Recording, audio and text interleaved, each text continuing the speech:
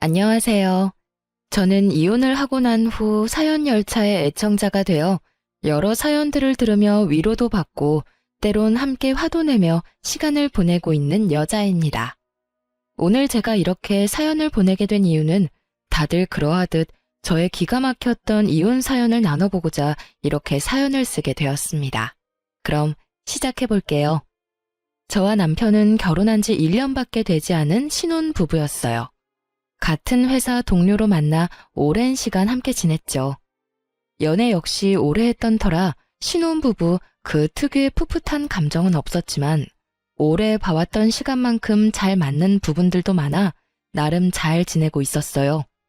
크게 다투는 일도 없었고 생활 패턴도 잘 맞았고요.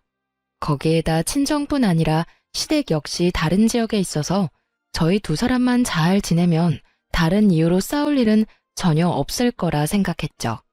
하지만 이런 제 예상을 남편은 보기 좋게 짓밟아 놓더군요. 평화롭게 남편과 하루하루를 보내던 어느 날, 남편이 무언가 숨기고 있다는 느낌이 점점 강하게 들기 시작하더군요. 왜 남자들 그런 행동 있잖아요. 과하게 제 눈치를 살핀다는 느낌이 들며 어딘가 모르게 뚝딱거리는 멍청이처럼 행동하는 거요. 전 그런 남편을 지켜보다 답답해서 터놓고 물어보았죠.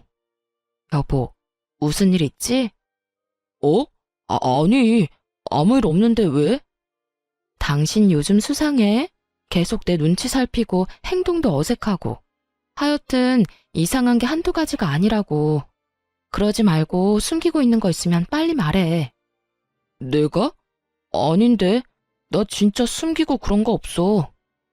남편은 한사코 아니라며 손사래를 쳤지만 남편의 행동은 계속해서 더욱 수상해졌어요.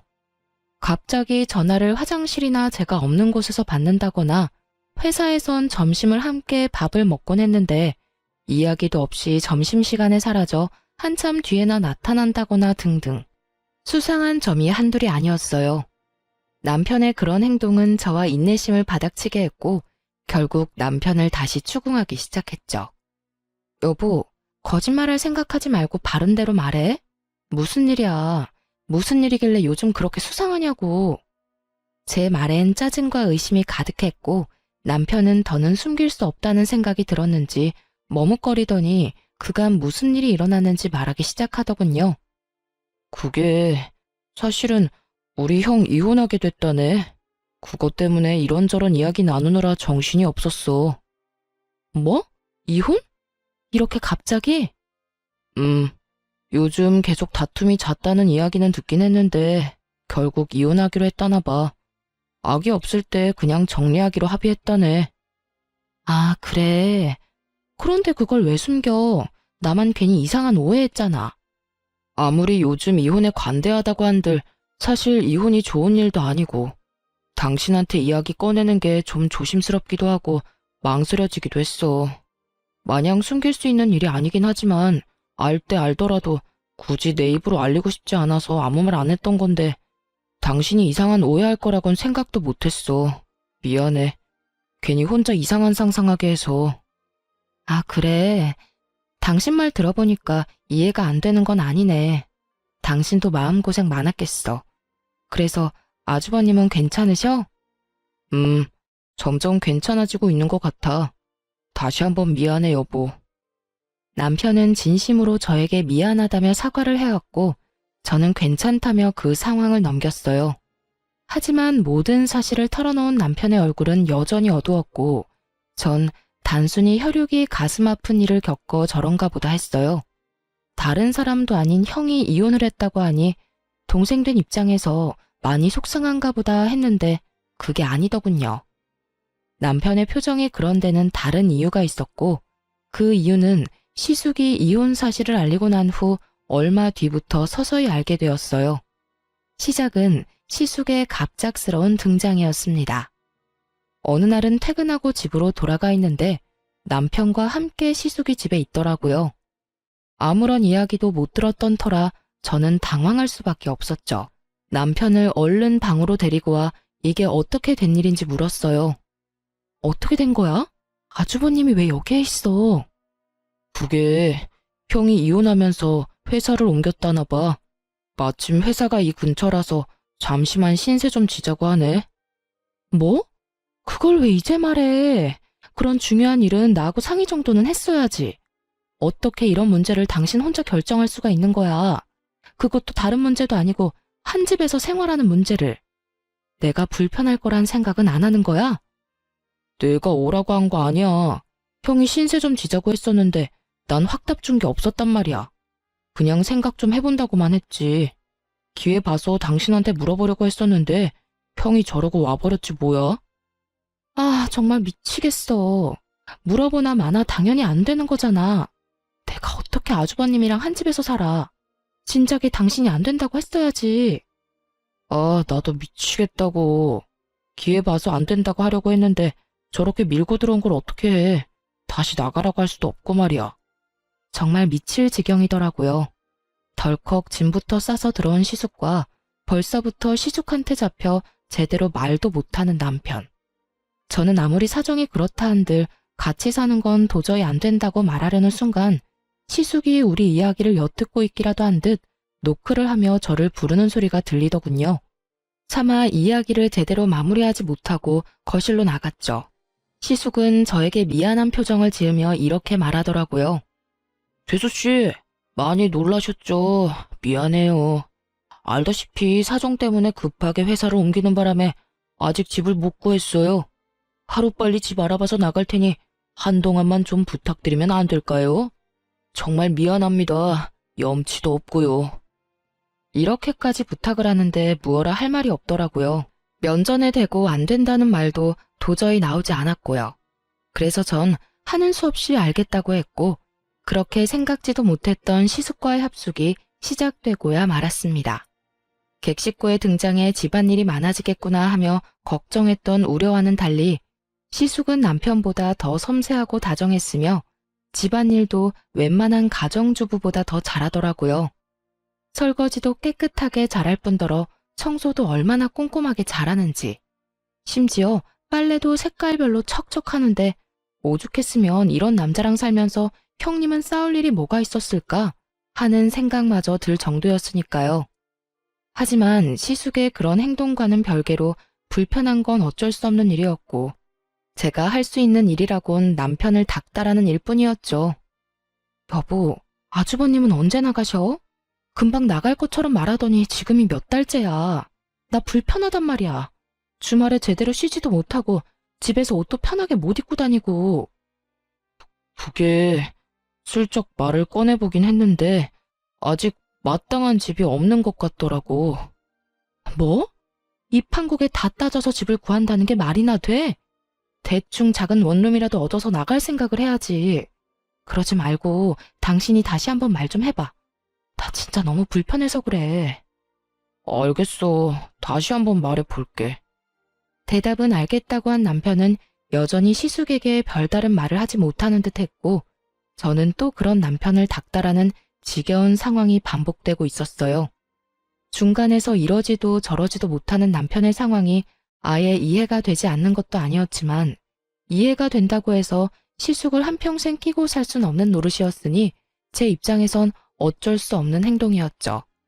저의 닥달에 남편이 곤란해 보이긴 했지만 애초에 이런 상황을 만든 것이 남편의 우유부단함 때문이었으니 사실 미안한 감정조차도 들지 않더라고요. 그렇게 남편과 저는 점점 관계가 소원해지고 있었어요. 그러던 어느 날 시모에게 갑자기 연락이 왔더라고요. 아가, 집이야? 네, 어머님. 집에서 쉬고 있어요. 아주버님은 볼일 있으시다고 나가셨고요. 그래? 나 결혼식 있어서 잠시 올라왔는데 온 김에 잠시 들리마. 조금 있으면 도착해. 네, 어머님. 조심해서 오세요. 시모의 갑작스러운 방문이 반갑기는 처음이더군요. 그도 그럴 것이 제가 이때껏 본 시모는 꽤 합리적인 사람이었기에 이 불편하고 말도 안 되는 상황을 정리해 줄 수도 있겠다는 일말의 기대가 있었기 때문이었죠. 하지만 그런 제 기대는 시모의 등장과 함께 산산조각이 나고 말았습니다. 집으로 들어선 시모는 저에게 따뜻한 눈빛을 보내며 제 손을 꼭 부여잡고선 이렇게 말하더군요. 아가야, 고생이 많지? 내가 다 한다, 다 알아. 내가 요즘 너한테 얼마나 고마운 줄 몰라. 아무쪼록 우리 아들들 앞으로도 잘 부탁한다. 맞잡은 손에서 식은땀이 다 나려고 하더군요. 아들들을 잘 부탁하다뇨.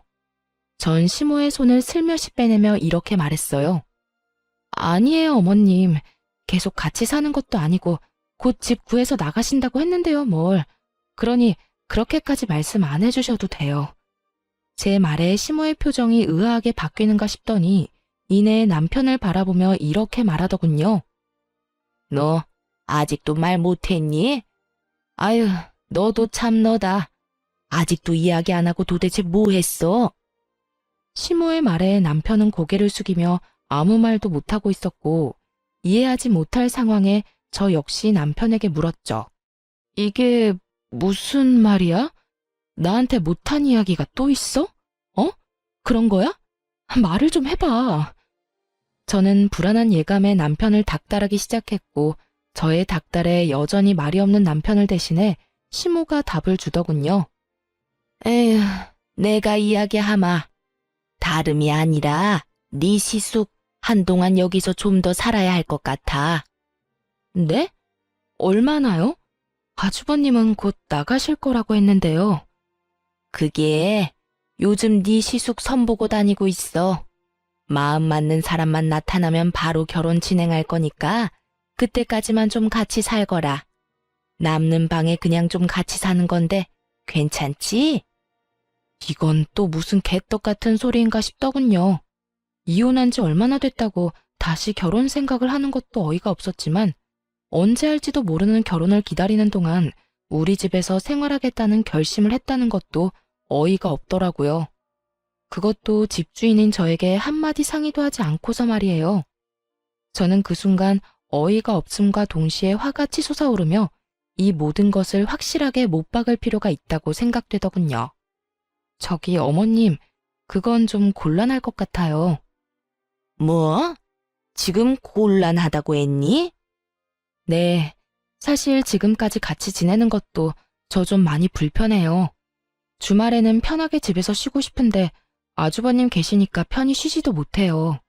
차림도 매번 신경 써야 해서 불편하기도 하고요. 애초에 길어도 한 달이겠거니 했는데 아무튼 전 좀 힘들 것 같네요.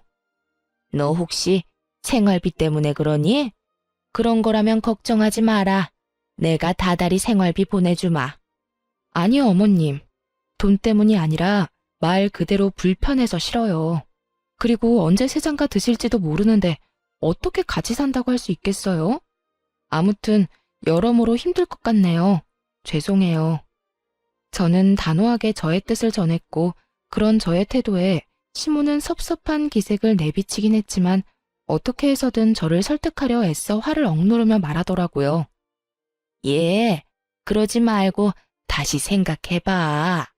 괜히 나가서 돈 낭비할 바엔 여기서 같이 지내면 돈도 아끼고 가족끼리 붙어 살면서 가족 정도 들고 얼마나 좋니?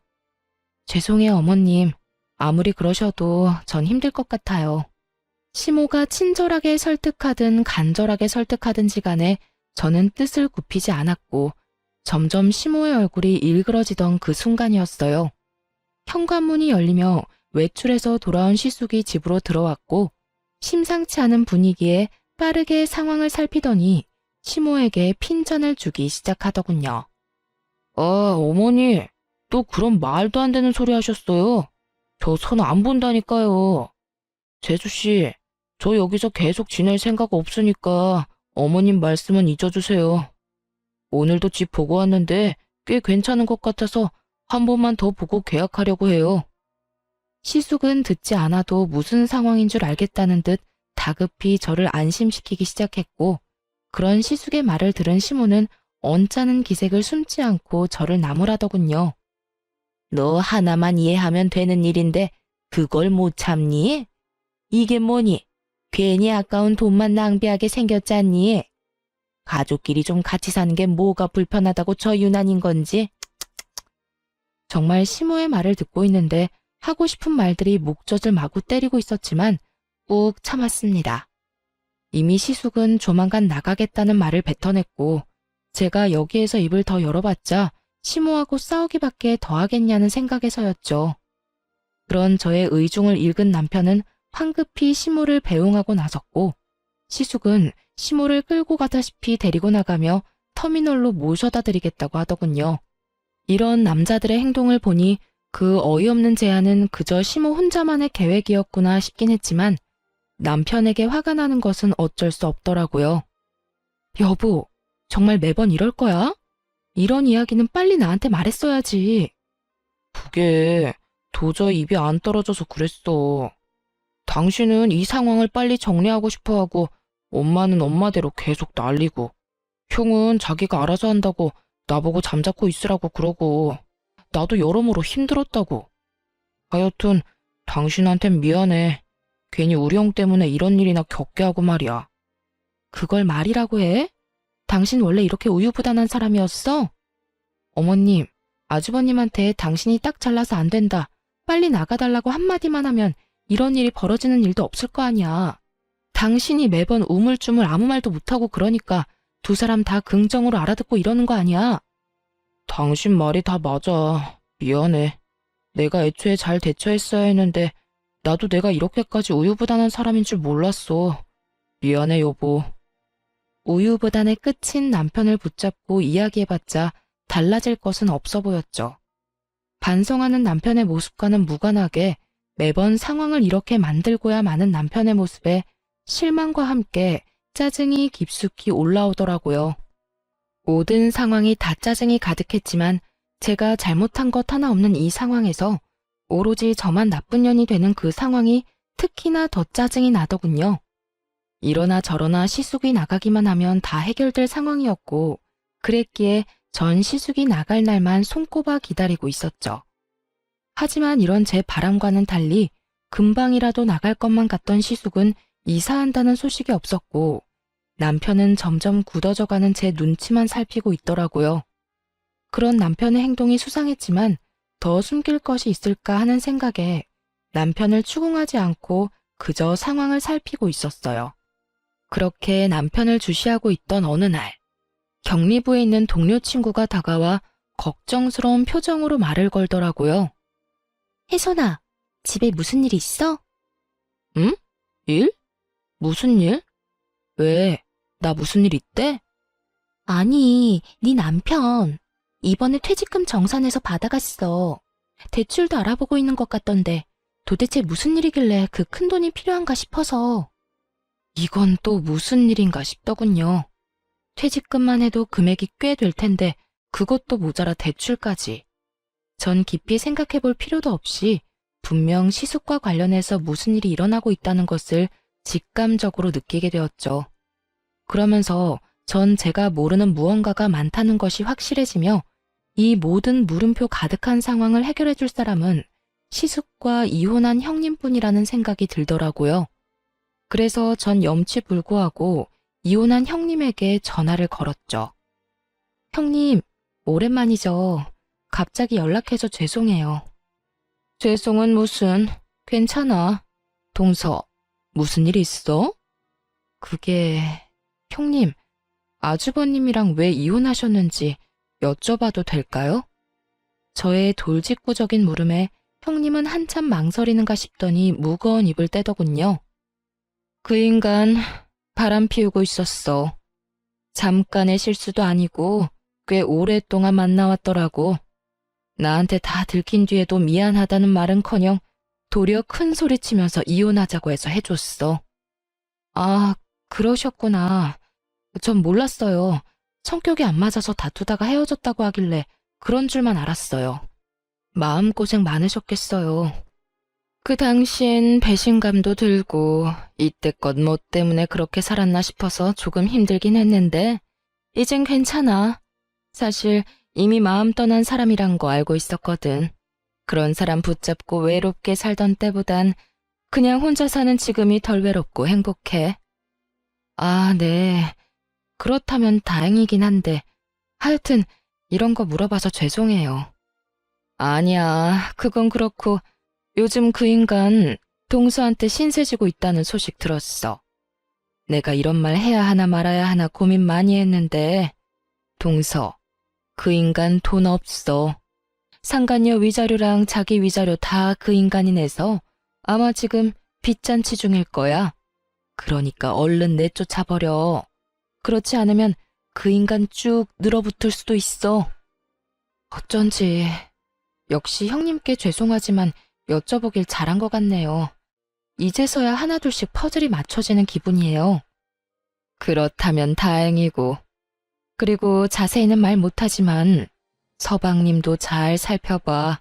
나처럼 뒤통수 맞지 말고. 저희 남편이요? 그 사람이 왜요? 혹시 그 사람도 이상한 짓 하고 돌아다니나요? 뭐 아시는 게 있으신 거예요? 내가 말하기는 뭐하고 동서가 잘 지켜봐. 나도 확실하진 않아서 정확하게 뭐라고 말하기는 좀 그래서 그래. 하여튼 내 꼴 나기 싫으면 동서가 스스로 나서서 조사하는 수밖에 없어. 그럼 끊어. 형님과의 통화가 끝난 후 생각이 많아질 수밖에 없더라고요. 일단 시숙은 돈이 없어 우리 집에서 지내고 있었던 것이었고 남편이 큰 돈이 필요했던 이유는 시숙 때문에 맞더군요. 한 푼 없는 시숙이 우리 집에서 나가야 하는 상황이 되니 남편이 돈을 마련해주고 있었던 것이었죠. 그렇게 다른 수상한 점은 밝혀졌는데 아무리 생각해도 마지막 말이 이상하더라고요. 남편을 잘 지켜보라니. 누가 들어도 수상한 말이잖아요. 하지만 형님 말과는 달리 남편에겐 수상한 점은 전혀 없었어요. 매번 출퇴근도 저와 함께 했고 시숙 때문에 사이가 소원해지기 전까진 점심시간에도 저와 함께 했으니까요. 그것뿐인가요? 주말에도 거의 함께 시간을 보냈으니 딴짓할 시간 따위 없었을 테니 더욱 이상했죠. 그렇게 한참을 생각하던 제 머릿속을 스치고 지나간 것이 있었는데 그건 시댁이었어요. 시숙과 남편은 1, 2주일에 한 번씩 시댁에 다녀오곤 했는데 그때마다 한사코 두 사람만 다녀오겠다고 하곤 했었어요. 저도 시댁에 가지 않아도 된다고 하니 의심을 하기보단 기쁜 마음이 더 컸기에 별다른 생각을 하지 못했었고요. 하지만 남편이 딴짓하고 있다면 유일한 시간이 그때뿐이란 생각이 들었죠. 시숙이 이혼하고 난 뒤에도 여전히 시댁엔 두 사람만 다녀오곤 했으니 이것뿐이다 싶더군요. 전 아무것도 모르는 척하며 두 사람이 시댁을 간다고 하는 날만 기다렸고 저의 바람대로 두 사람은 며칠 뒤 다가오는 주말에 시댁을 다녀오겠다고 하더라고요. 여보, 나 이번 주 주말에 형이랑 집에 좀 다녀올게. 아, 그래? 그러면 이번엔 나도 갈까?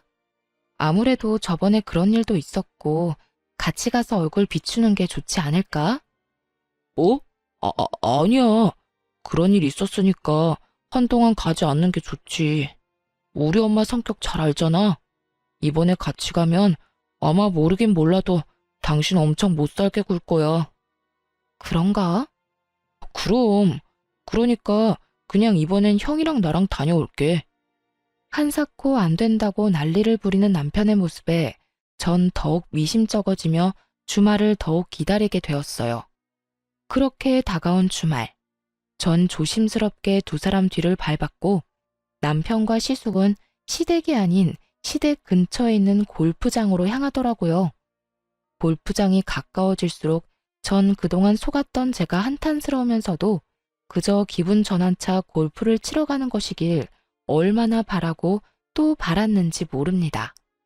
하지만 저의 이 바람이 처참히 무너져 버리는 것은 순식간이었죠. 골프장 주차장에 멈춰섰고 골프장 입구에 기다리고 있는 두 여자를 향해 시숙과 남편이 다가가더군요. 딱 보기에도 어려 보이는 두 여자. 그중 한 여자는 시숙과 아주 깊은 관계인 듯 만나자마자 어깨에 손을 두르며 걸어갔고 남편과 남은 한 여자는 멋쩍은 듯 가벼운 눈인사를 나누곤 시숙과 여자의 뒤를 따르더라고요. 그 모습에 안도라는 걸 하는 제가 얼마나 한심했는지 모릅니다. 남편이 저를 속이고 모르는 여자와 골프장이나 다닌다는 배신감보다 그 여자와 대면대면한 사이라는 것에서 오는 안도감이 더 크게 느껴진다는 것이 저를 비참하게 만들어 눈물이 나더라고요. 그렇게 전 눈물을 훔치며 오랜 시간 남편이 나오길 기다리고 또 기다렸어요. 2시간 뒤 주차장으로 나온 남편의 모습은 제 안도감을 한 방에 뻥 하고 날려버리더군요. 들어갈 때와는 달리 남편은 그 여자와 어색하기는커녕 누가 보아도 다정한 연인의 모습으로 나오고 있었고, 혹시나 했던 저의 믿음과 안도감은 그야말로 산산조각이 나고야 말았죠. 다른 건 몰라도 이혼만큼은 제 인생에 없을 거라고 생각했는데, 살짝 열린 창문 틈으로 들리는 남편과 그 어린 여자의 대화 소리는 저를 무너지게 만들었습니다.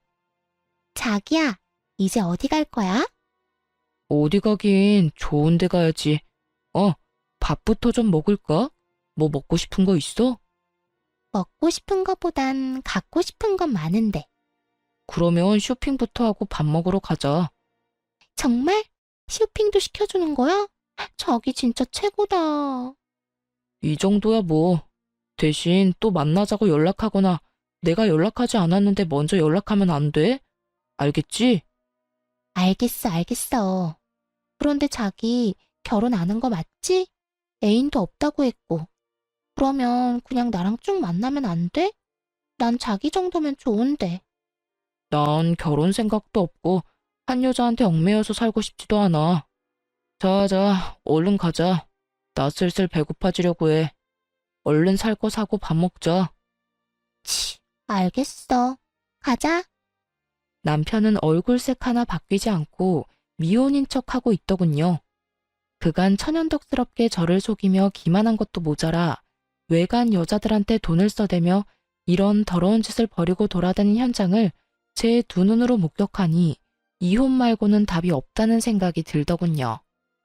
그날 이후 전 남편과 시숙이 벌이는 돈 문제부터 외도까지 모든 것을 모른 척하며 천연덕스럽게 두 사람을 대하기 시작했어요. 물론 뒤로는 이혼을 준비했고, 이혼 준비와 함께 남편에게 사람을 붙여 뒷조사를 시작했어요. 한 여자와 깊은 관계를 맺고 있는 시숙과는 달리 남편은 그날 다른 여자들과 하루뿐인 만남을 즐기고 있더라고요. 그 여자들은 주로 캐디들이었는데 어리고 예쁜 캐디들만 골라 따로 연락처를 받아두었다가 골프장을 가는 날이면 일을 하루 쉬고 남편과 시간을 보내며 돈을 받았던 것이었어요. 이르자면 하루 개인 캐디인데 이것도 저것도 다 해주는 알바였던 것이죠. 이혼을 준비하는 그 몇 달 동안에도 남편을 스쳐간 여자는 한둘이 아니었고 사진 속 여자들이 다 다르다는 사실이 저를 더욱 경악스럽게 만들었죠. 한 여자에게 푹 빠져 헤어나오지 못하는 상황이 아니라는 것을 다행이라고 해야 할지 헷갈릴 지경이었으니까요. 어찌되었든 외도의 증거들은 확실했고 시숙 역시 남편이 무사히 대출을 다 받아주었는지 어느 날 저에게 감사의 인사를 전하며 이렇게 말하더라고요. 재수씨, 그동안 감사했어요. 저 그저께 집 계약했어요. 아, 그러세요? 집은 마음에 드세요? 예, 회사랑도 더 가깝기도 하고, 무엇보다 이제 재수씨한테 피해 안 드려도 돼서 그게 마음이 편하네요. 그동안 말씀은 못 드렸지만 참 죄송했거든요. 아, 네. 어찌되었든 무사히 이사해서 다행이네요. 예, 다시 한번 재수씨 감사해요. 어찌나 예의도 바르게 감사를 전하던지 소름이 다 끼치더라고요. 앞에선 저렇게나 예의 바르고 인성 바른 척을 하고 뒤에선 제 남편과 함께 아무 여자나 만나고 돌아다녔으니 말이에요. 하여튼 전 시숙이 이사 나가는 날을 이혼 통보의 디데이로 결정했고 대망의 그날 짐가방을 챙긴 시숙은 사람 좋은 얼굴로 다시 한번 감사의 인사를 건네더군요. 재수씨, 그동안 감사했습니다. 전 이만 가볼게요. 전 시숙이 인사를 건네는 순간 새벽에 미리 싸놨던 남편의 짐가방을 꺼내와 남편에게 건네며 이렇게 말했어요. 당신도 같이 나가. 이거 당신 짐이야. 제 말엔 남편과 시숙은 놀란 토끼 눈을 하고 저를 바라보더라고요. 전 그런 남편에게 다시 한번 짐가방을 밀어줬고 남편은 도저히 그 상황이 이해가 되지 않는 건지 저에게 상황을 물어오더군요. 그게 무슨 말이야? 나도 나가라니. 이 짐가방은 또 뭐야?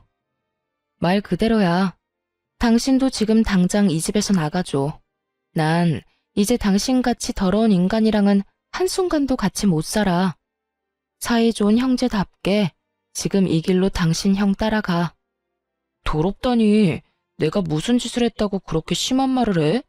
당신 어디 아파? 아니, 꿈이라도 꿨어? 갑자기 왜 이러냐고.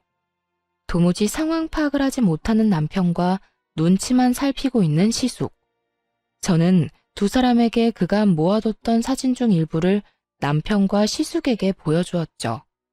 증거들을 본 두 사람은 얼굴이 사색이 되어가고 있었고, 전 그런 두 사람에게 이렇게 말했어요. 내가 도대체 어디까지 알고 있는지 궁금하지? 나 당신이 생각하는 것보다 훨씬 더 많아. 당신 퇴직금도 미리 정산받고 대출도 받았지? 아마 그 돈으로 당신 형 집 구해줬을 테고. 그걸 어떻게... 여보, 내 말 좀 들어봐. 그런 게 아니라... 또 거짓말 하려고 그래? 내가 무슨 바본 줄 알아? 아, 됐어. 어찌되었든 난 당신이랑 같이 못 사니까 이혼하고 집 정리될 때까진 당신이 그렇게나 사랑하는 형 집에 가서 살아. 내가 여기서 지낼 거니까. 저의 통보에 남편은 그제야 큰일이다 싶었는지 무릎까지 꿇고 빌기 시작했고, 시숙은 남편이란 짐을 떠안기 싫었는지 급하게 짐가방을 챙겨 도망치듯 집을 빠져나가 버리더군요. 그런 시숙의 모습에 남편은 당황한 듯 잠깐 멈칫했지만 여전히 저의 바지가랑이를 붙잡고 애원하기 시작했어요. 여보, 제발 이러지 마. 나 한 번만 용서해줘. 나 당신 정말 많이 사랑하는 거 알잖아. 나 당신 말 잘 듣고 이제껏 잘했잖아. 말 잘 듣고 잘하는 사람이 한다는 짓이 이 여자 저 여자 찝쩍거리고 다니는 짓거리인 것인지 참 기가 다 막히더군요. 저는 저를 붙잡고 있는 남편의 손을 뿌리치며 소리를 빽 질러버렸습니다. 이거나 이렇게 붙잡고 매달려도 달라지는 건 아무것도 없으니까 얼른 네 형이나 따라가라고. 저의 단호한 태도에 남편은 저를 더욱 강하게 붙잡으며 말도 안 되는 말을 짓거리기 시작하더군요. 여보, 나 한 사람이랑 깊게 만난 적도 없고 그건 그래, 실수. 한 번의 실수라고 하는 거야. 그랬겠지. 한 여자한테 얽매이는 삶은 살고 싶지 않았을 테니까. 참 대단하다. 바람 피운 것도 어이없는데 뭐? 결혼도 한 적이 없어? 여자친구도 없어? 어떻게 그렇게 얼굴색 하나 안 변하고 천연덕스럽게 거짓말을 해? 당신 진짜 모습이 뭐야? 도대체 어떤 게 당신 진짜 모습이냐고. 당신이 나한테 얼마나 많이 실망했는지 나 다 알아. 그런데 여보, 나 믿어줘. 나 진짜 딱 한 번만 만나고 끝이었어. 두 번 만난 여자는 단 한 번도 없었어. 그냥 그저 조금 즐긴 것뿐이지 감정을 준다거나 한 적은 절대로 없었어. 내가 사랑하는 사람은 당신 한 사람뿐이고 나한테 여자는 당신뿐이야. 정말 이것만은 맹세할 수 있어. 이 무슨 궤변인지 모르겠더군요. 하루뿐이면 바람이 아닌 것이 되나요? 한 번뿐이면 잘못이 아닌 일이 되는 건가요? 전 끝까지 정신 차리지 못하는 남편에게 확인 사살을 시켜줬어요. 야, 한 번이든 하루든 외도는 외도고 바람은 바람이야. 그리고 네가 나 몰래 그 큰 돈을 대출까지 받아서 네 형 준 것만 해도 이혼 사유는 차고도 넘치는 거 몰라? 그 돈 때문에 이러는 거면 걱정하지 마. 그 돈 형이 형편되는 대로 다 갚아준다고 했어. 당신이 이번 한 번만 덮고 지나가주면 내가 어떻게 해서든 돈도 다 받아오고 당신한테 지금보다 더 잘할게. 그리고 꼭 당신이 하라는 대로, 당신이 원하는 대로 하면서 살게. 돈? 걱정? 내가 미쳤니? 네 명의로 네가 대출받아서 네 형 준 건데 내가 왜 그런 걱정을 해? 당신 같은 인간 용서할 생각 추호도 없고 이혼은 무슨 일이 있어도 할 거니까 너는 네 살 길이나 걱정하라고. 제 말에 남편은 닭똥 같은 눈물을 흘리며 제 발밑에 엎드려 애원을 하기 시작하더군요. 여보, 제발 이러지 마. 나 당신 없으면 안 되는 거 알잖아. 나 당신 없으면 못 살아. 난 네가 없어야 잘 사니까 당장 이 집에서 좀 꺼져. 나도 당신 같은 인간 쓰레기 없는 곳에서 깨끗한 공기로 숨 좀 제대로 쉬면서 살자. 내 말 안 들려? 당장 나가라고. 남편은 저의 폭언과 고함에도 아랑곳하지 않고 매달렸고 전 그런 남편을 안간 힘을 다해 뿌리치곤 집 밖으로 쫓아내버렸어요. 지난 몇 달간 묵은 체증이 확 다 내려가는 기분이더군요. 제가 그날까지 참고 또 참은 이유는 따로 있었어요. 제가 알아본 바론 시숙은 남편이 대출까지 받은 돈을 빌려 얻은 집에서 골프장에서 봤던 그 여자와 새 출발을 꿈꾸고 있었거든요. 심지어 남편은 있는 돈 없는 돈을 다 시숙을 줘버렸던 터라 본인은 따로 집을 얻을 능력조차 되지 않는 처지였죠. 이런 상황을 위해 전 남편이 대출까지 받는다는 사실을 다 알면서도 다 모른 척하고 있었던 겁니다. 이런 상황에서 쫓겨난 남편이 갈 곳이라곤 시숙의 집뿐일 테고 제가 알아본 시숙의 성격상 짐이 될 것이 뻔한 남편을 받아줄 리 없으니 의 좋은 두 형제의 사이가 멀어지는 것은 시간 문제니까요. 시숙에게 있는 대로 실망한 남편이 향후 어떤 행보를 걷게 될지 알 수는 없지만 그게 어떠한 선택이든 파국은 분명해 보였기에 여러모로 남편 놈의 앞날을 위해 이혼을 통보하기엔 딱 좋은 날이었습니다. 그렇게 진행된 이혼은 순탄하지 않았어요. 믿을 구석이라곤 저밖에 없는 남편 놈은 끝까지 갖은 수를 쓰며 이혼만은 막아보려고 애를 써댔지만 결국 소송에서 이혼을 판결받게 되었습니다. 전 남편은 물론이고 시숙에게 역시 위자료를 청구했고 조금의 위자료를 받을 수 있었어요. 저의 예상대로 전 시숙은 전 남편을 받아줄 리 없었고 전 남편은 자신의 돈으로 마련한 집에는 들어가 보지도 못하고 어디서 지내는 것인지 소송하는 내내 꼴이 말이 아니더군요. 꼴이 그게 뭐야? 왜? 그렇게 사랑하는 형이 안 받아줘? 말도 마. 집 앞에 아무리 찾아가도 문도 안 열어주더라. 요즘 찜질방에서 먹고 자고 해. 나 불쌍하지 않아? 그러니까 지금이라도 나 좀 받아주면 안 될까? 불쌍? 웃기고 있네. 정신 좀 차려. 이렇듯 전 남편은 거지꼴이 되어가고 있는데도 불구하고 전 시숙은 전 남편에게 돈을 조금도 갚지 않는 것은 물론 전 남편을 피하고 있더라고요. 전 남편은 저와 소송을 하면서 자신의 형에게 소송을 준비하고 있는 듯 했어요. 외도까지 서로 도와주며 큰 돈까지 아까워하지 않고 턱턱 빌려주던 의 좋은 형제의 결말은 그야말로 파국과도 같았죠.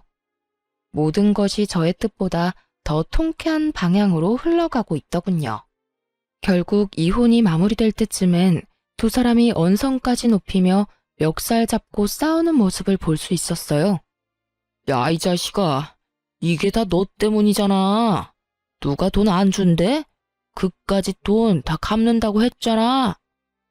그까짓 돈? 그 돈이 얼만데 그까짓이래. 그리고 이때껏 단돈 10,000원도 준 적 없으면서 맨날 갚는다는 말만 하고 지금처럼 큰 소리 치고 싶으면 적어도 조금이라도 갚고서 큰 소리를 쳐. 아무리 그렇다고 해서 남의 집에서 찾아와서 그렇게까지 난동을 피우면 어떻게 해? 너 때문에 그 여자 도망갔잖아. 남의 집? 참, 진짜 웃기네. 그게 왜 형 집이야? 그 집 엄연히 내 집 아니야? 그 집 마련할 때 나한테 돈 빌려서 마련한 거 다 잊었어? 그리고 그 여자가 도망간 게 왜 내 탓이야? 형이 모은 돈은커녕 빚밖에 없으니까 그 여자가 도망갔지. 입은 삐뚤어졌어도 말은 바로 해. 이 모든 건 내 탓이 아니라 형이 빚쟁이라서 일어난 일이라고. 뭐? 빚쟁이? 너 이 자식 말 다 했어? 못했다 이 빚쟁이야. 내 돈 당장 갚아. 다 갚으라고. 말만 돈 갚는다고 하고 내 연락은 다 피하고. 네가 그러고도 형이냐? 넌 그래서 하나뿐인 형을 고소했냐? 어떻게 가족한테 이럴 수가 있어? 애초에 형이 나한테 그딴 식으로 안 굴었으면 나도 이렇게까진 안 했겠지. 돈은 둘째치고 형이 내 연락을 피하지만 않았더라도 나도 이렇게까진 하진 않았을 거라고.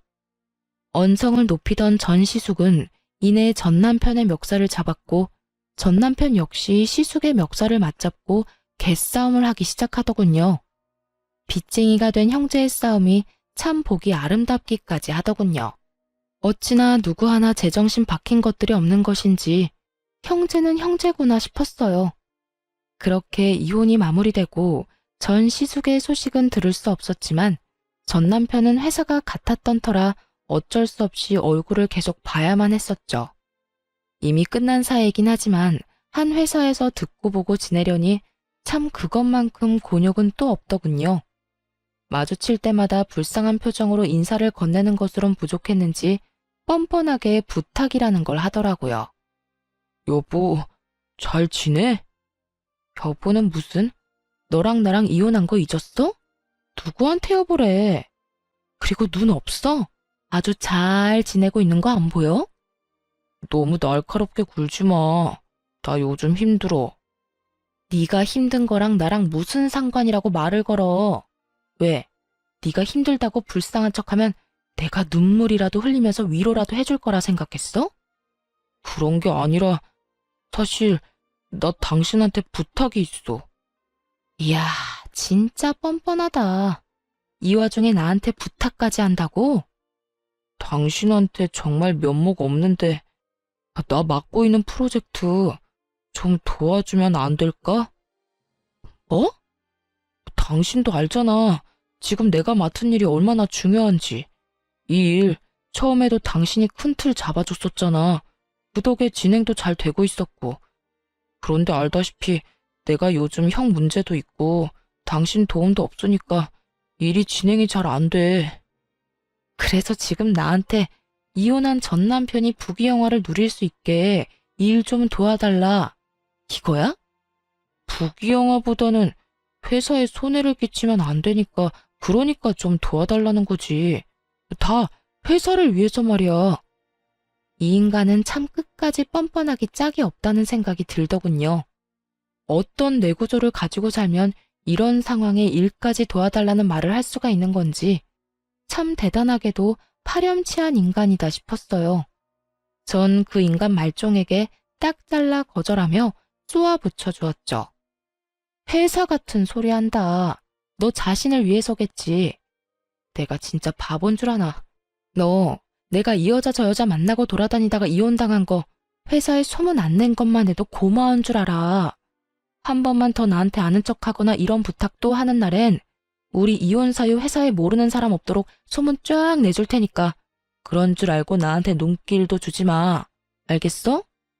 제가 이렇게까지 몰아붙이자 전 남편은 그제야 본색을 드러내기 시작하더군요. 야, 너 진짜 너무한 거 아니야? 그깟 일 좀 도와주면 어디가 덧나냐? 하여튼 네가 이딴 식이니까 내가 밖에서 그런 짓거리나 하고 다닌 거야. 알겠어? 아, 그 모든 게 다 내 탓이라고? 그러면 그게 내 탓이겠어? 내가 오죽했으면 그랬겠어? 네가 이딴 식으로 남자 얘기를 개똥으로 알고 막대하니까 내가 밖에 나가서 딴 여자 만난 거야. 그러니까 회사에 소문내기만 해. 내가 가만 안 있을 테니까. 이런 미친놈을 봤나? 어디서 되지도 않는 협박질이야. 너 진짜 정신 바짝 차릴 수 있게 인생 땅바닥에 곤두박질 치게 만들어줘? 내가 못해서 가만히 있는 줄 알아? 굳이 내가 내 손, 내 입 더럽히면서까지 노력 안 해도 너 스스로가 알아서 곤두박질 칠 거라서 가만히 있는 거야. 그러니까 애써 잘 참고 있는 사람 건드리지 말고 나한테 이렇게 헛소리할 시간에 가서 일이나 해. 네 말대로 회사에 패 끼치지 말고. 저는 전 남편을 무섭게 노려보며 쉬지 않고 말들을 쏟아냈고 전 남편은 할 말이 없었는지 저를 노려보다 뒤를 돌아가 버리더라고요. 그 뒷모습에서 그놈의 앞이 훤히 보이더군요. 전 남편이 맡은 일은 저의 아이디어에서 나온 일이었고 전 남편의 진급을 위해 제가 발벗고 나서 도와주던 일이었어요. 이혼을 할 당시 회사에서 보기 싫은 마음이야 굴뚝이었기에 확 회사에 소문을 다 내버릴까 고민하지 않았던 것은 아니었지만 전 남편의 능력으론 이번 일을 무사히 마치지 못할 것이라 확신했기에 굳이 제 입 더럽혀가면서까지 소문을 내지 않았던 거죠. 아무리 상황이 이렇다 한들 저에게까지 도움을 청할 거란 생각은 전혀 하지 못했는데 참 대단하다 싶었어요. 하여튼 전 남편은 저의 예상대로 일을 보기 좋게 말아먹어버렸고 그 덕에 회사에서 온갖 서름과 눈칫밥은 혼자 다 먹게 되었다고 하더라고요. 그뿐만 아니라 바로 아래 후임에게도 보기 좋게 밀리는 처지가 되어버리자 더는 버틸 수가 없었는지 자진해서 사표를 쓰고 회사에서 나가버리더군요. 얼마나 고생을 했는지 마지막으로 본 전 남편의 몰골은 말도 못할 만큼 형편이 없었어요. 그리고 회사를 그만두고 난 후에도 시숙과 돈 문제가 말끔히 해결되지 않았는지 이리저리 신세를 지며 살고 있다는 이야기를 들을 수 있었어요. 그 후론 전 남편의 소식은 들을 수가 없었고 그렇게 지긋하던 그 인간과의 인연도 끝이 났습니다. 전 요즘 회사 측의 배려로 제주도에서 지내며 근무를 하고 있어요. 오랜 버킷리스트처럼 꿈꿔왔던 제주살이를 회사에서 마련해준 숙소에서 회사까지 온전히 다니며 살 수 있다니 요즘처럼 좋은 날들이 또 없을 거란 생각이 들곤 하네요. 사실 제주도에 발령받았을 때 기쁘기도 했지만 아는 사람이 전혀 없어 외롭거나 우울해지면 어떡하지? 하는 생각이 들기도 했어요. 하지만 지인들이 주말마다 놀러와주는 바람에 그런 기분을 느낄 새도 없이 즐거운 나날들을 보내고 있어요. 제가 남편 복은 없어도 친구 복은 있는 것 같지 않나요?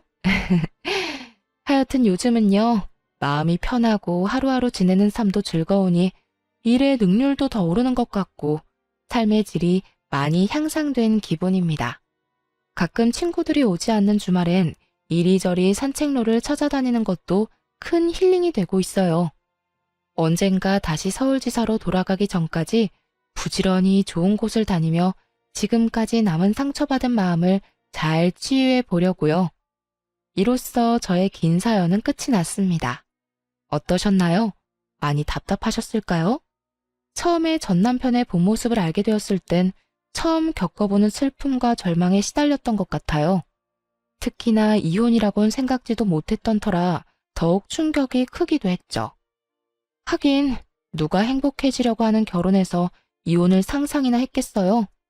어쨌든 그랬던 제가 이혼을 하게 되고 처음엔 막막했던 것도 사실입니다. 하지만 지금은 그 누구보다 행복하고 제 삶에 만족하면서 살고 있어요. 앞으로도 행복 가득한 제 삶을 위해 다들 응원해 주실 거죠? 그럼 감사한 마음으로 저는 물러가 보겠습니다. 저의 긴 사연 들어주셔서 감사합니다. 행복하세요.